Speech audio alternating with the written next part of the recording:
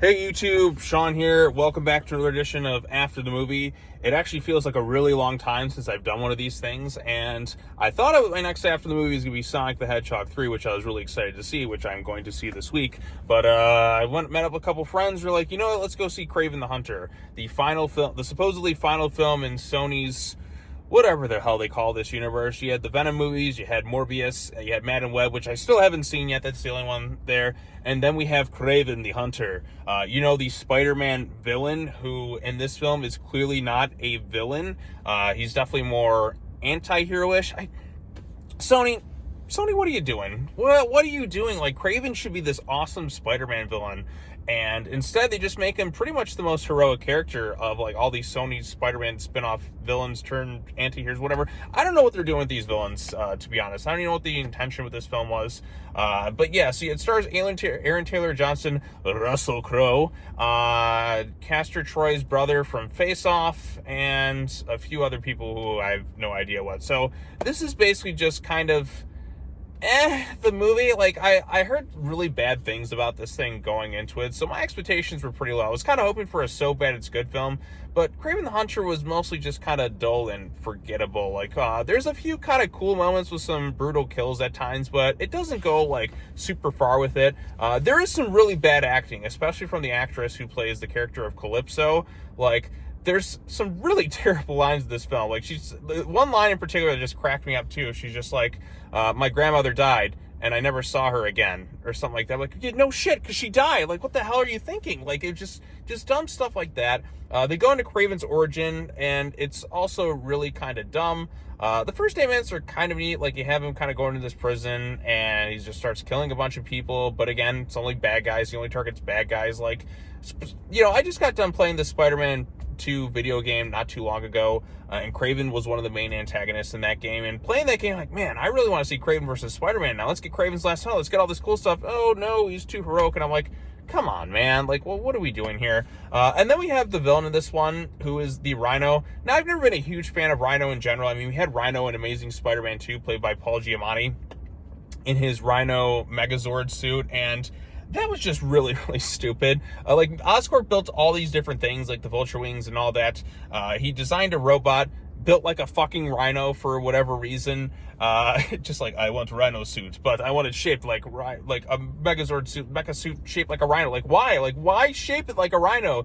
Here they at least have a little bit more of a believable cause, but man, the effects on Rhino are absolutely atrocious. I mean, this movie was delayed constant times. This is kind of an origin story for Kraven. We do see his brother, like the Chameleon. There's another character in here whose powers, and I don't even know the guy's name. Like, he can kind of like, he takes off his glasses, he blinks, he counts to 3, and like, he kind of like puts you almost like in a hypnotic state or whatever.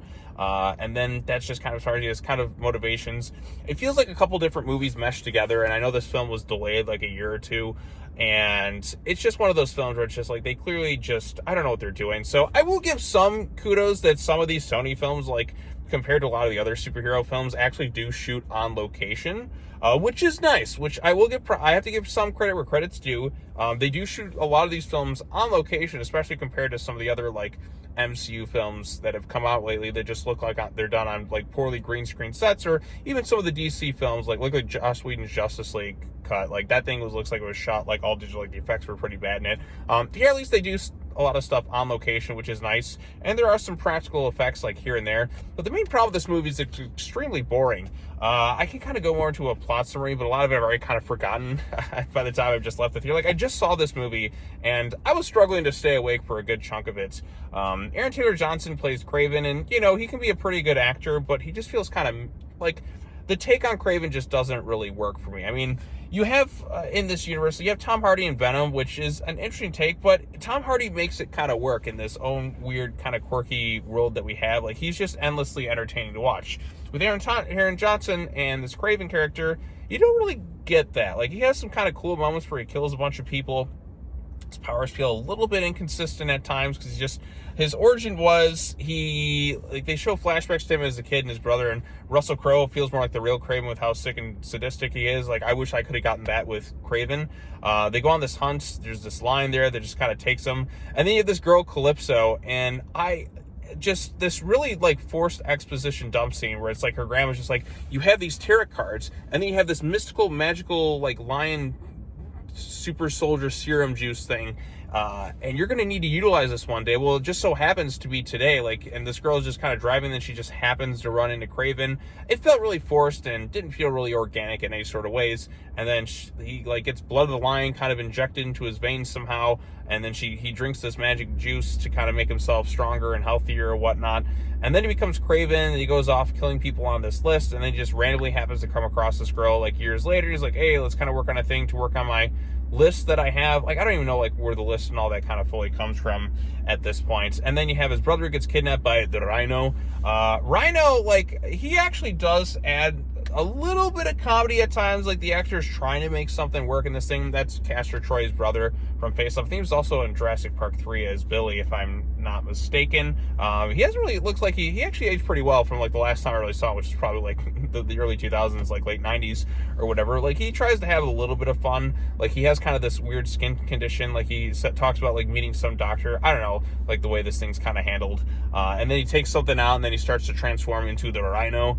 And the effects on Rhino and the design on Rhino, I mean, it is a rhinoceros man, so I don't really know how good you can kind of make this thing look, but it looks really stupid. And we get this really like bad fight with Kraven in between this Rhino, and it's all CGI, and it just looks really, really stupid. Even when Kraven kind of comes back from like his he like gets attacked by this lion, gets some sort of powers, comes back, he's like, I'm gonna go stay off in this land for reasons, and he kind of goes off on that, and then he's back to like years later going off and kind of killing different people. And then on the list, his brother gets kidnapped, so he's kind of has to go after him. I'm just gonna go spoilers in at this point. So at the end, like I said, we come to find out that the dad basically, like Russell Crowe, had kind of initiated something to kind of like make Kraven go to protect his brother, to kind of force the Rhino to kind of make a move or something, so that he can kind of wipe him out and make their empire stronger. And so Kraven kind of does that, and he finds out his dad did this thing, and then he kind of leaves him be while Bear kind of mauls him to death because his dad's a hunter and all that, and Kraven had kind of taken these bullets and all that. So, yeah, like I said, Kraven just pops up randomly in different places. Half the time, it's never really fully explained how he gets to these things. He's like, I am Hunter, I can find things or whatever. And then his brother, who he had saved his life for, now all of a sudden is kind of becoming more of a villain with as he turns into the Chameleon. So yes, the Chameleon is in this thing. There was, like I said, there was Chameleon, there was Rhino, there was Kraven, and I guess there was that other guy with his powers. I can't remember the guy's name. I feel like they didn't really say it once. And, you know, I know a good chunk of Spider-Man villains, but I don't know everyone. And I'm just drawing a blank on this guy's name. I feel like he's a character I would remember, but I just... there's so much like generic stuff that it just doesn't really like leave much of an impact. So there are cool kind of couple action bits at times where Kraven just brutally mauls people. So I do give kudos, like, okay, I'm glad they went R-rated with this one instead of just tamed it down to a pathetic PG-13 rating. But there's just so much just generic, boring superhero stuff. And I feel like we're in a day and age where we can do better. Like, this maybe came out like in the early 2000s, it would have seemed more fresh, but we've done so many of these different types of movies, and they didn't really go the extra mile with it. Now, a show that did a villain story right in recent memory was The Penguin. That show was absolutely fantastic, a masterpiece of like expert storytelling, acting performances, everything. Like, I was compelled from that show from the first episode through till the end, which I probably should do a video on it because I thought The Penguin was absolutely like fantastic. But that's a series that really took a villain. They kind of tricked you into thinking he was going to be sympathetic at times. They kind of played around with your emotions, and then they pulled the rug out from under you at the end. Like, no. This guy's an absolutely repulsive, horrible person, and you should not like this guy. So you kind of understand why he is the way he is, and they try to almost make you want to root for him at first, but then they just pull out the thing at the end to remind you, oh, we tricked you. It's like that line in Batman Returns, like, you got to admit, I played the stinking city like a harp from hell. But like I said, they committed to the act of him being a full-blown villain, which is something that these Sony spinoff films just kind of refuse to do. Like, you got a villain, utilize him as a villain, and I think it would make it a lot better. But no, we got to have generic stuff, yada, yada, yada. Get your generic CGI fight at the end of the movie. But like I said, this movie's main crime is it's just mostly kind of boring and forgettable. I'm not going to remember this movie much. Like I said, I just left the theater and I was like struggling to kind of stay awake through most of it. Not the worst thing I've ever seen. Like, this is a movie that made me angry or anything like that. There's maybe like one or two chuckle moments with the Rhino guy, but Rhino kind of always was never one of my favorite Spider-Man villains. Just kind of sucked in here, but why don't you utilize Spider-Man? That's something like I've always been like wondering with these Sony films is why aren't you utilizing Spider-Man or really anything like that? It's just it just gets kind of ridiculous to like a certain point. Like you could be doing so much more with these movies, and this is the best that you have to offer. Like, come on, give me a break at this point. So, yeah, I don't know.